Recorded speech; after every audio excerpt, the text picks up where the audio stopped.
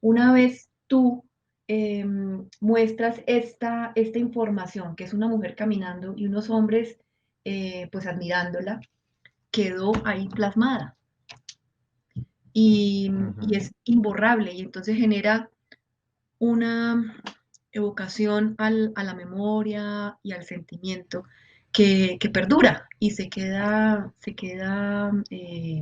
por todo el tiempo. Entonces, eh, la fuerza de los archivos y en general la fuerza del documento, en este caso que es un documento gráfico, es muy fuerte porque revela, como lo hace la misma fotografía, revela información, emociones.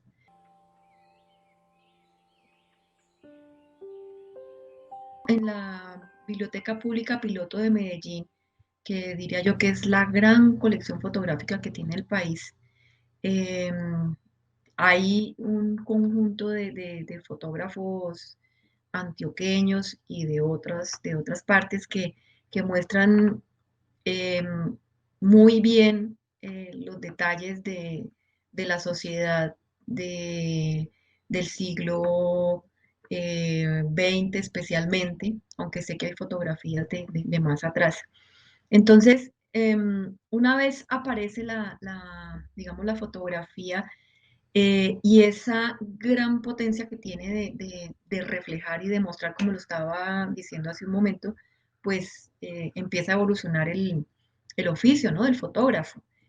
Entonces, empieza a tener una dinámica y una posición dentro de la sociedad. Y en el caso, por ejemplo, de los pueblos o de las ciudades, el fotógrafo se convirtió en un personaje importante.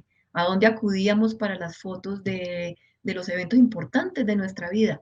De un bautizo, del matrimonio, de la fiesta X, al fotógrafo. Y se empezaba a hacer como un recuento de lo que era el paso por, hablemos de un pueblo, hablemos por ejemplo ya de lleno con lo que es con Sonsón y Emilio Pérez López. Entonces, él siendo un fotógrafo estando en Sonsón, pues, ¿qué hace? Pasa por él la vida de la gente de Sonsón, lo que pasaba, lo que ocurría y lo que no ocurría. Entonces, muestra claramente los perfiles de una sociedad.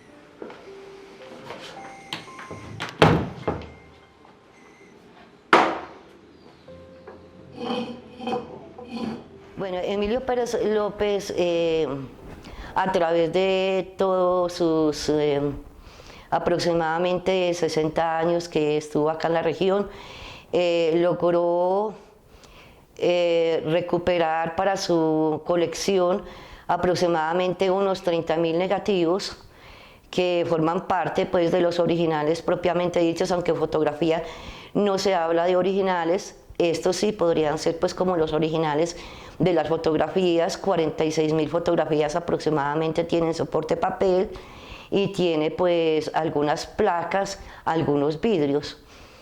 Igualmente hay que aclarar y esclarecer algo, que don Emilio no solamente fue un fotógrafo de sala, porque él casi no salía pues como a cubrir eventos o lugares exteriores o zonas campestres, sino que se dedicó mucho fue a la fotografía de sala, como se llamaba en ese entonces.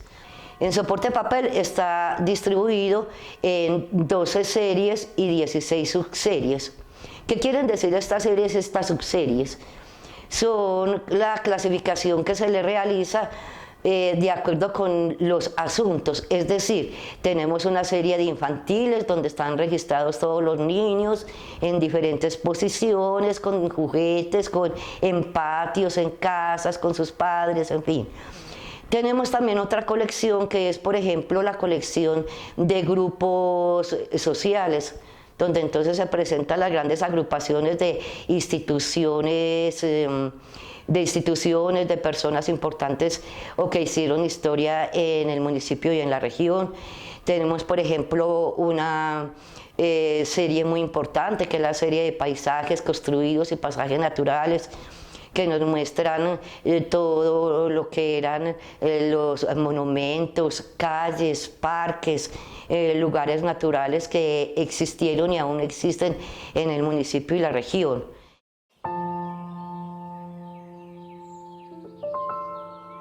Cuando yo sé lo que realmente tengo y lo que me está aportando, digamos, hacia atrás como sociedad y hacia adelante también, desde el punto de vista para, digamos, el regocijo de nuevas generaciones, pues yo sé que eso es importante y empiezo a valorarlo como mi patrimonio, como el patrimonio de mi pueblo, de las cosas que pasaron de atrás, porque además yo veo, ay, este es mi tío, que esa es una de las magias de esos archivos.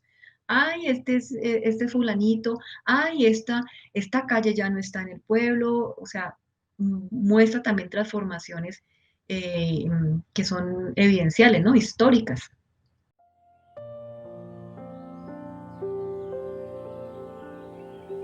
Digitalizar los archivos fotográficos eh, y en general los demás soportes audiovisuales, pues es muy importante porque nos va a permitir usar de manera masiva y de manera democrática los archivos, es decir, y que luego los podamos pasar, por ejemplo, a una biblioteca digital, o sea, que los podamos representar en ese medio digital, pues eso aumenta la difusión de los archivos, el reconocimiento, incluso mejora las prácticas de descripción, porque pues son muchos más ojos los que están teniendo la posibilidad de ver y de ayudar.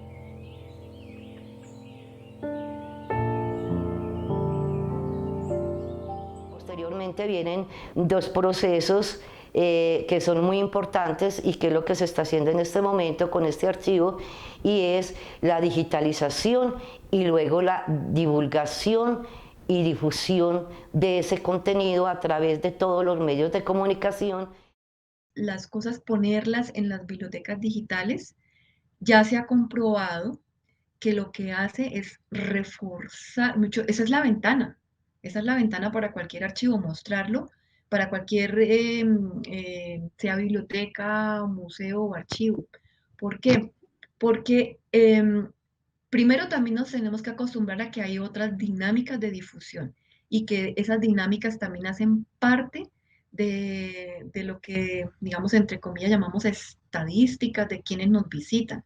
Entonces, esa es una nueva forma de visualizar y es como si estuviéramos entrando de otra manera al mismo archivo. No entramos de manera física ni de manera personal, entramos como es la misma tecnología en una representación, pero yo estoy ahí detrás, entro a, a, a, a usar, a deleitarme, a investigar los archivos. Entonces, es eso, al revés, lo que ha generado son mayores tráficos de información. Lo que ocurre es que si creemos que esa persona que está en Internet indagando, revisando, investigando, no cuenta, es un error desde el punto de vista de la gestión que tienen las entidades culturales. Entonces, esa es una primera, digamos, reflexión.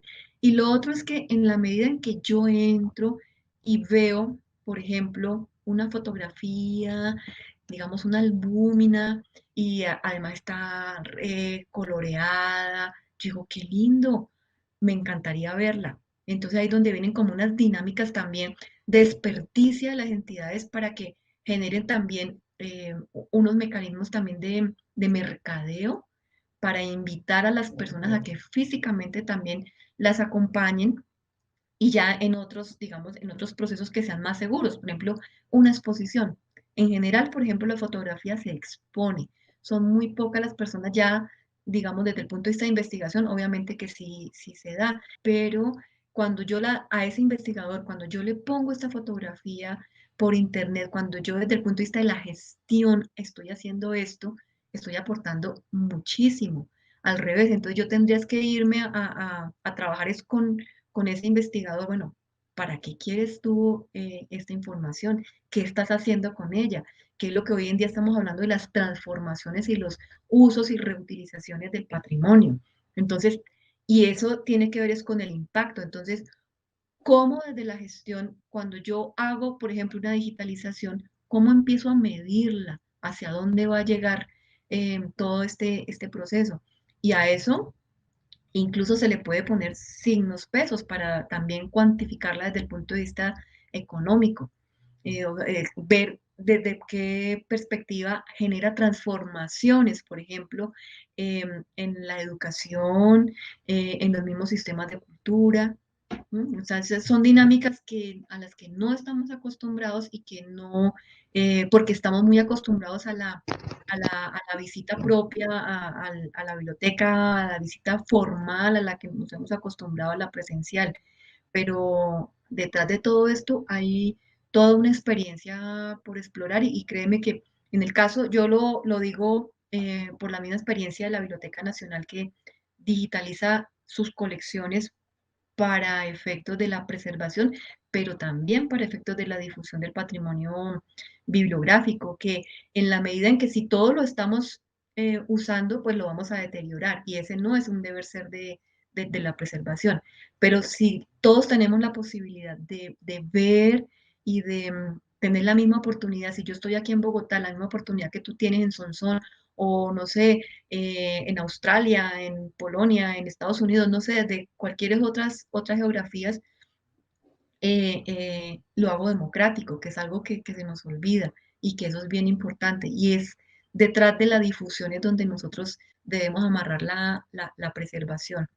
Y digamos, en términos de celos, de quién tiene un archivo y quién no lo tiene, al revés. Es cómo todos podemos recuperar esa memoria de atrás que ya no está digamos, vuelvo al caso de la fotografía del 1, 2, 3 y 5 personas que se hicieron, se perdieron, pero que están en este archivo que puede mostrar unas dinámicas de sociedad y de geografía, de cultura, de ritos, o sea, del devenir en este caso, de este pueblo y de cómo funcionaba este pueblo en un periodo concreto. Entonces, al revés, lo que hace es aportarle a todo lo que son los procesos de investigación y de difusión de nosotros, los colombianos como sociedad, de nosotros como oriundos, por ejemplo, de un espacio, ritos, costumbres.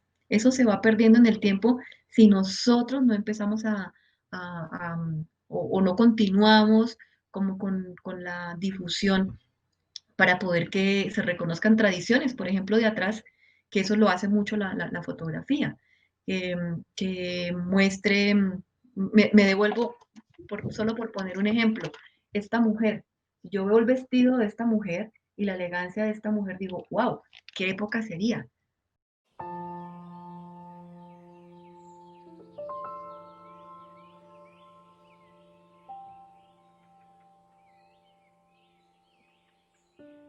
Estamos unidos por la cultura.